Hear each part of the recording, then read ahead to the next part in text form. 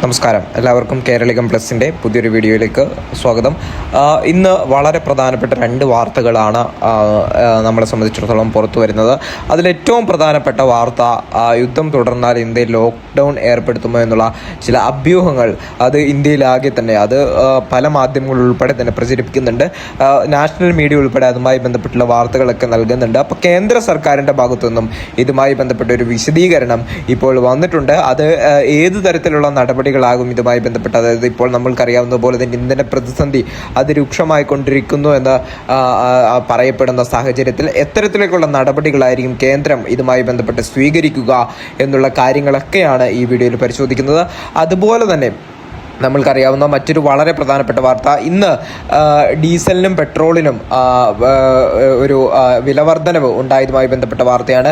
നേരെ ഈ വളരെ പ്രധാനപ്പെട്ട വാർത്തകളിൽ കടക്കുകയാണ്. അതിനു മുമ്പ് ആദ്യമായിട്ട് കാണുന്നവരുണ്ട് എങ്കിൽ തീർച്ചയായും ഈ ഒരു ചാനൽ ഇപ്പോൾ തന്നെ നിങ്ങൾ സബ്സ്ക്രൈബ് ചെയ്തേക്കുക. ഈ വീഡിയോ ഒന്ന് ലൈക്ക് അടിക്കുക. നിങ്ങളുടെ കൂട്ടുകാർക്കായി ഈ വീഡിയോ ഒന്ന് ഷെയർ ചെയ്ത് കൊടുക്കാനും കൂടി പ്രത്യേകം ശ്രദ്ധിക്കുക. നേരെ ഈ വാർത്തയിലേക്ക് തന്നെ നടക്കുകയാണ്. രാജ്യത്ത് പെട്രോളിന് 5.30 രൂപയും ഡീസലിന് 3 രൂപയും കൂട്ടി നയാര.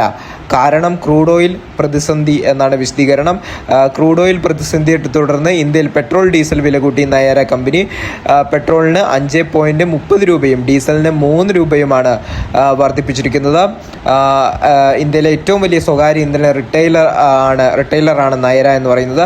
ആഭ്യന്തര ഇന്ധന ലഭ്യത കുറച്ചുള്ള ആശങ്കകൾ ഉയർത്തി ഗുജറാത്തിലെ വാഡിനാർ റിഫൈനറി പ്രവർത്തനങ്ങൾ താൽക്കാലികമായി നിർത്തിവെക്കാൻ കമ്പനി തയ്യാറെടുക്കുന്നതിനിടെയാണ് ഇത്തരത്തിലുള്ള വില വർധനവ് ഉണ്ടായിരിക്കുന്നത് എന്നതാണ് ഏറെ പ്രധാനപ്പെട്ട കാര്യം. ഇതിലേറ്റവും ശ്രദ്ധിക്കേണ്ടത് വലിയൊരു വില തന്നെയാണ്. സാധാരണക്കാരെ സംബന്ധിച്ചിടത്തോളം വലിയൊരു ഇടുത്തി പോലെ തന്നെ നയാര പമ്പുകളിൽ നിന്ന് സ്ഥിരമായി പെട്രോൾ അടിക്കുന്നവർക്ക് വലിയൊരു ഇടുത്തി പോലെ തന്നെയാണ് ഇത് വന്നിരിക്കുന്നത് എന്നുള്ള കാര്യത്തിൽ സംശയമില്ല. അത് വലിയൊരു ഒരു 5 രൂപ കൂട്ടുക എന്ന് പറഞ്ഞാൽ അത് വലിയൊരു തുക തന്നെയാണ്. പെട്രോളിന് ഡീസലിനാകട്ടെ 3 രൂപ. ഓൾറെഡി തന്നെ വില വർധനവിൻ്റെ അങ്ങേയറ്റത്താണ് നാട്ടിൽ പെട്രോളും ഡീസലും നിൽക്കുന്നത്. അതിൻ്റെ കൂടെയാണ് ഇത്തരത്തിലുള്ളൊരു വർധന എന്നുള്ളതും ഏറെ ശ്രദ്ധേയകരം തന്നെയാണ്. മറ്റൊരു വാർത്തയിലേക്ക് കടക്കുകയാണെങ്കിൽ, യുദ്ധം തുടർന്നാൽ ഇന്ത്യയിൽ ലോക്ക്ഡൗൺ ഏർപ്പെടുത്തുമോ എന്നുള്ള ഒരു ചോദ്യം ഞാൻ ആദ്യം പറഞ്ഞതുപോലെ തന്നെ ചോദിച്ചിട്ടുണ്ടായിരുന്നു. ഇറാൻ യുദ്ധം അവസാനമില്ലാതെ തുടരുന്നതിനിടെ ഇന്ത്യയിൽ ലോക്ക്ഡൗൺ ഏർപ്പെടുത്തിയേക്കുമോ എന്ന ഭീതി വർദ്ധിക്കുന്നു. കടുത്ത ഊർജ്ജ പ്രതിസന്ധിയിലാണ് ഇത്തരമൊരു ആശങ്കയ്ക്ക് അടിസ്ഥാനം. പശ്ചിമേഷ്യയിലെ സംഘർഷത്തെക്കുറിച്ച് പാർലമെന്റിൽ പ്രസ്താവന നടത്തവേ യുദ്ധത്തിന്റെ പ്രത്യാഘാതം ഏറെ നാൾ നീണ്ടു നിൽക്കുമെന്ന്, കോവിഡ് കാലത്ത് ഒറ്റക്കെട്ടായി പ്രതിസന്ധികളെ തരണം ചെയ്തതുപോലെ തയ്യാറെടുക്കണമെന്നും സംയമനത്തോടെ ശാന്തമായി പ്രവർത്തിക്കണമെന്നും പ്രധാനമന്ത്രി പറഞ്ഞിരുന്നു.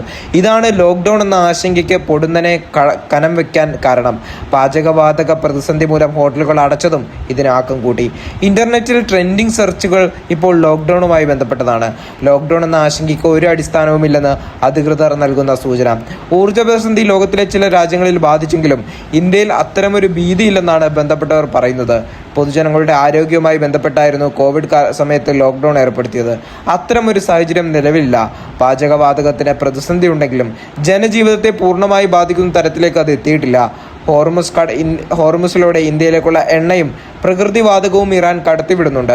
മാത്രമല്ല റഷ്യയിൽ നിന്ന് വാങ്ങുന്നുമുണ്ട്. ഇത് ഇന്ത്യയുടെ നില ഭദ്രമാക്കുന്നു. രാജ്യത്തെ എണ്ണയുടെ കരുതൽ ശേഖരം ആവശ്യത്തിനുണ്ട്. അതിനാൽ അതും പ്രശ്നമാകില്ല. കാര്യങ്ങൾ ഇങ്ങനെയെങ്കിലും ഇറാൻ യുദ്ധം അവസാനിക്കാതെ നീളുന്നത് ഇന്ത്യയിലെ സമ്പദ് വ്യവസ്ഥയ്ക്ക് ആഘാതമുണ്ടാകുമെന്നാണ് കരുതുന്നത്. രാജ്യത്തിന്റെ ആഭ്യന്തര ഉപയോഗത്തിനുള്ള എണ്ണയുടെ 80% ഇറക്കുമതി ചെയ്യുകയാണ്. ക്രൂഡ് ഓയിലിന്റെ വില കാര്യമായി ഉയർന്നിട്ടുണ്ട്. ഞാൻ നേരത്തെ പറഞ്ഞതുപോലെ തന്നെ ക്രൂഡ് ഓയിലിന്റെ വില അത് ഉയർന്നതുകൊണ്ടാണ് നയര ഉൾപ്പെടെയുള്ള പമ്പുകാർക്ക് ഈ പെട്രോൾ ഡീസൽ വില വർദ്ധിപ്പിക്കേണ്ടി വന്നിട്ടുള്ളത് എന്നാണ് വ്യക്തമാക്കാൻ സാധിക്കുന്നത്. ഇനി വരും ദിവസങ്ങളിൽ ഇതിൻ്റെ വിശദാംശങ്ങളൊക്കെ നമ്മൾ നോക്കിക്കണ്ടു തന്നെ ഇരിക്കണം. കാരണം ഏത് തരത്തിലാണ് ഇത്തരത്തിലുള്ളതൊക്കെ ജനജീവിതത്തെ ബാധിക്കുക എന്ന് നമ്മളെപ്പോഴും പറയാറുള്ളത് പോലെ ഈ യുദ്ധമൊന്നും നമ്മളെ ബാധിക്കുന്നില്ലല്ലോ, അതൊക്കെ ആ രാജ്യത്ത് നടക്കുന്നവരെയല്ലേ ബാധിക്കുകയുള്ളൂ എന്ന് പറയാം. അതിൻ്റെ പ്രതിസന്ധികൾ ലോകം മൊത്തം അനുഭവിക്കുന്ന കാഴ്ചയാണ് ഇത്തരത്തിലുള്ള വാർത്തകളിലൂടെയും സംഭവങ്ങളിലൂടെയും ഒക്കെ നമുക്ക് അറിയാൻ സാധിക്കുന്നത് എന്നുള്ളതാണ് ഏറ്റവും പ്രധാനപ്പെട്ട കാര്യം. News desk the കേരളികം.